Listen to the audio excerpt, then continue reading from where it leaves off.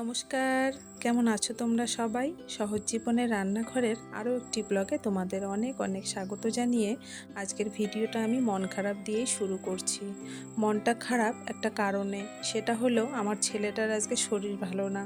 ও বলতেই পারলো না যে শরীরটা কেন ভালো না, তবু স্কুলে গেল। আজকে বৃহস্পতিবার, তো আজকে ওর হাতের কাজের প্রজেক্ট আছে, তো সেই প্রজেক্টটা নিয়ে যেতে হবে স্কুলে। গেল সপ্তাহে বৃহস্পতিবার দিন যায়নি বলে আজকে ও যাবেই। আর একবার যদি ঘুম থেকে ওঠে তবে তো ও স্কুলে যাবেই যাবে, যতই না করি না কেন। বললাম, জিজ্ঞাসা করলাম যে শরীরটা কেন খারাপ, কি হচ্ছে বা কেমন লাগছে, সেটাই বলতে পারলো না। মানে কি বলি বলো তো বন্ধুরা, আমি যে মানে আমার যে মনের ভিতরে কি হচ্ছে সেটা আমি না কাউকে বলে বোঝাতে পারবো না। তো যাই হোক, ভাত করলাম, কেউই খেলো না এই মন খারাপের জন্য। তো আমিও খাবো না, তো বরকে 4টা রুটি সেঁকে দিয়ে আসি।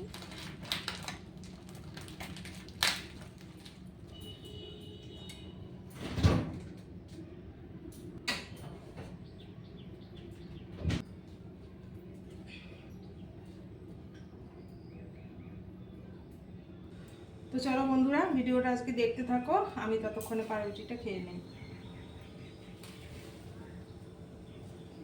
ছেলেও ভাত খায়নি জানো, ও শুধু ব্রেড আর দুধ খেয়ে গেছে, আর কেক বিস্কিট নিয়ে গেছে স্কুলে টিফিন। আর এই যে আমার বিড়াল, যা খাবো তাই দিতে হবে বাচ্চাদের মতো, আমি খাচ্ছি আর ও তাকিয়ে তাকিয়ে দেখছে, তাই দিলাম ব্রেড, কিন্তু খেলো না।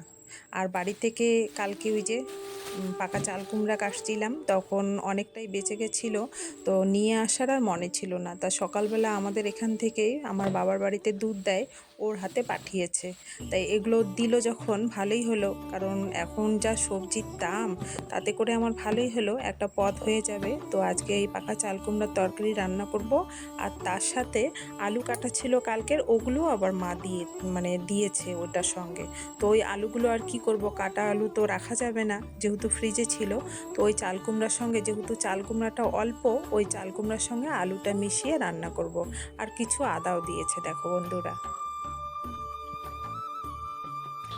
কাজ তো আমি ঠিকই করছি, কিন্তু মনটা পড়ে আছে আমার ছেলের কাছে। না জানি ওর কি হচ্ছে, জানি না শরীরটা খারাপ কি না, তবু আমি স্কুলে ফোন করে দিয়েছি যে আজকে ওর শরীরটা ভালো না, একটু খেয়াল রাখতে বলেছি। তো কি হচ্ছে জানি না। তো কাজকর্ম তো করতে হবে, কারণ চিন্তা ভাবনা শুধু করব বসে থাকবো, তাতে তো আর বাড়ির কাজকর্মগুলো হবে না না। তো এদিকে চাল কুমড়াটা একটু ভাপ বসিয়ে দিয়ে ঘরের কাজগুলো এখন করব। আর ওই যে আমার খাবার টেবিলটা দেখছো বন্ধুরা, ওই টেবিলটা কিন্তু আমি এখন ফাঁকাই রেখেছি। ওইখানে যদি একটা টেবিলের কভার দেই না, 2 দিন পরেই টেবিলের কভারটা নষ্ট হয়ে যায়। এখন তোমরা ভাবো কেন নষ্ট হয়? ওই যে আমার ছানাপোনাগুলো আছে বাড়িতে, ওগুলো তো ওই খাওয়ার সময় ওই লাফ দিয়ে দিয়ে টেবিলে উঠবে, আর যখন নামবে না তখন একদম সব ছিঁড়ে ছিঁড়ে ছিঁড়ে ছিঁড়ে নামে। তো এই জন্যে আমি আর কভার দিইনি। আর এইখানে একটা দেখছো, একটা না দুটো, একটা কোলবালিশ আর একটা বালিশ, এগুলো কিন্তু আমি নিজে হাতে বানিয়েছি। কোলবালিশটা আর বালিশটা বানানোই ছিল। তো এটার উপরে যে কভারটা দেখছো বন্ধুরা, এই কভারটা কিন্তু বিছানার চাদর। তো আমি হাতের কাজ টুকটাক করি বাড়িতে, এগুলো আমি বানিয়ে ব্যবহার করি। এই যে লালটা দেখছো, এই লালটাও কিন্তু আমার হাতেরই তৈরি। তো চাদরটা খুব ভালো ছিল জন্য আর ফেলিনি। তো ওগুলো বানিয়েছি কালকে।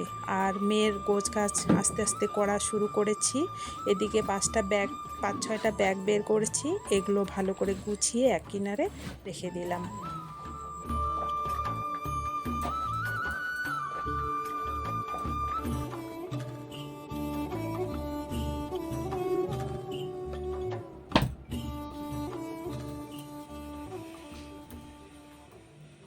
চলো বন্ধুরা, তোমাদের আজকে একটা জিনিস দেখাই, সেটা হলো শুঁয়োপোকা। আমার যে শিউলি ফুলের গাছ, সেই গাছে কিন্তু শুঁয়োপোকা ধরেছে।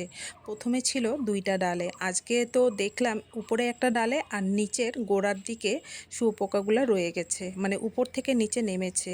তো কয়েকদিন থেকে লক্ষ্য করছিলাম যে তুলসী তলার উপরে কেমন চা পাতার মতো পড়ে থাকে। তো তারপর আমি লক্ষ্য করলাম গাছের উপরে যে শুঁয়োপোকা ধরেছে। আর আমার গাছে কিন্তু এই গাছটাতে কিন্তু 2-3 তিনটা করে শিউলি ফুল ফোটা শুরু হয়ে গেছে।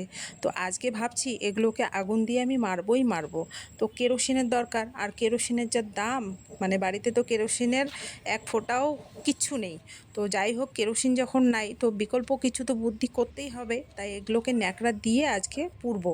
দেখো, দেখলে মানে আমার যা মানে শরীরটা ঝাড়া দেয় এগুলো দেখলে, শরীরের লোমগুলো একদম সব দাঁড়িয়ে যায়। দেখো বন্ধুরা, দেখতে কেমন বিশ্রী লাগছে না? তো নিচে চলে এসেছে, তার জন্য এগুলোকে মারবো। আর উপরেও খুব কাছাকাছি আছে, এজন্যই আজকে মেয়েকে বলছি তুই আমাকে এই কাজটাতে কিন্তু হেল্প করবি। ওর বাবাকে বলেছি, ওর বাবা কিচ্ছু করেনি। তো যাই হোক, ওর বাবার আশা আমি ছেড়েই দিয়েছি। তো একটা বাঁশের লাগবে, কাঠি লাগবে।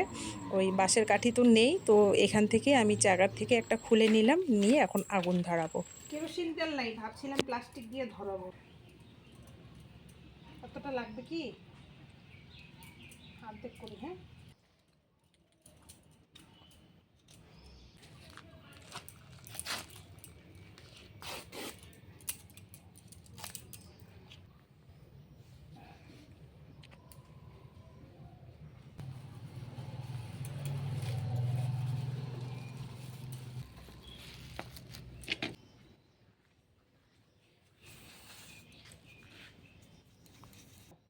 সামনে নিয়ে যাও, তারপরে ধরাও। না,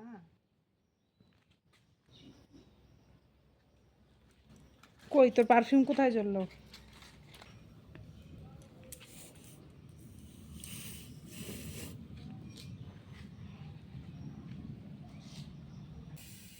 তোমার ভালো কত লাগে তোমার?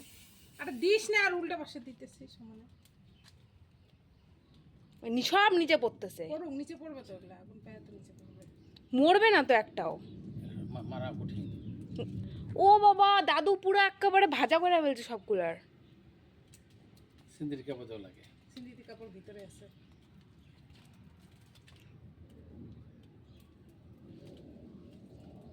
আমার মেয়ের বুদ্ধি দেখো বন্ধুরা, পারফিউম দিলে নাকি খুব দাউ দাউ করে আগুন জ্বলে। কোথায় জ্বললো? সেই আমি ন্যাকড়ার উপরে, প্লাস্টিকের উপরে একটা সুতির কাপড় দিয়ে তারপর এগুলোকে মারলাম। তো সব নিচে পড়ে গেছে। তো ওখানেও আমি সুতির সিনথেটিকের ন্যাকড়া দিয়ে ওগুলোকে পুড়বো।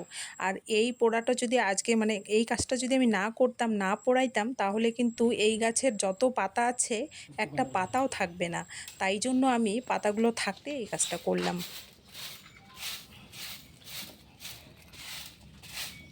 ভালোবাসো তুমি, ভাটিয়া মানুষ। ভাটিয়া মানুষ চচ্চড়ি ভালোবাসে বেশি।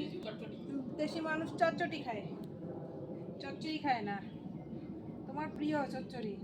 আর জানো বন্ধুরা, আজকে বৃহস্পতিবার, সকালবেলা আমার মাথাতেই ছিল না, তাই দুব্বাটা তোলা হয়নি। আজকে যেহেতু লক্ষ্মীবার, লক্ষ্মী পূজা দেব, তাই স্নান করে চলে আসলাম দুব্বাটা তুলতে। আর দুব্বাটা রেখে আমি তুলসী তলাটা আজকে পরিষ্কার করব ভালো করে।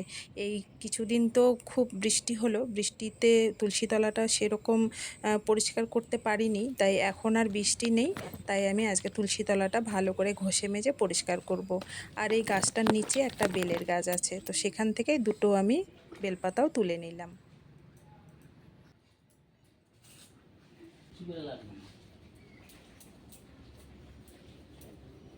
কিচ্ছু করে তো লাভ নেই, সেটা আমিও জানি।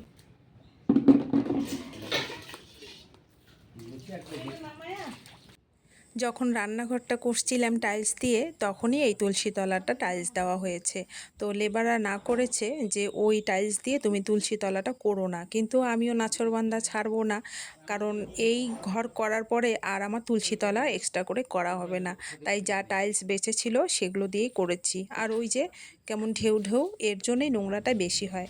এগুলোকে কয়েকদিন পর পরই ঘষে ঘষে পরিষ্কার করতে হয়। তো চলো বন্ধুরা, আজকের ভিডিওটা আমি এখানেই শেষ করছি। সবাই সাবধানে থেকো। আর আমার এই ছোট্ট ভিডিওটা তোমাদের কেমন লাগলো কমেন্ট করে অবশ্যই জানিও। সবাই ভালো থেকো, সুস্থ থেকো। দেখা হচ্ছে শিগগিরই পরের কোনো ভ্লগে।